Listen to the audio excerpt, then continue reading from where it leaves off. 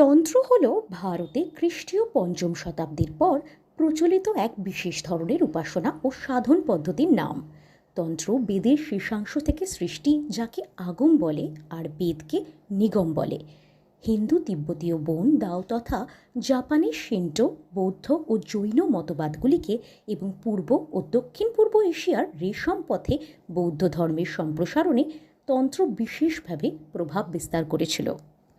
আশ্চর্যের বিষয় হল, ইউরোপীয় পণ্ডিতেরা তাদের নিজেদের উদ্দেশ্য সাধনে তন্ত্রকে গুহ সাধনা বা সাম্প্রদায়িক কার্যকলাপ আখ্যা দিয়ে দিগ্ভ্রান্ত করার চেষ্টা করেন।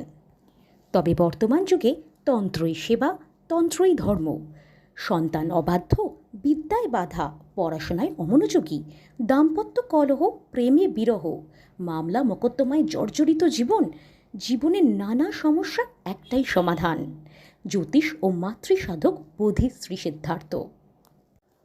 তন্ত্র হল ভারতে খ্রিস্টীয় পঞ্চম শতাব্দীর পর প্রচলিত এক বিশেষ ধরনের উপাসনা ও সাধন পদ্ধতির নাম। তন্ত্র বেদের শেষাংশ থেকে সৃষ্টি, যাকে আগম বলে, আর বেদকে নিগম বলে। হিন্দু, তিব্বতীয় বোন, দাও তথা জাপানি শিন্টো, বৌদ্ধ ও জৈন মতবাদগুলিকে এবং পূর্ব ও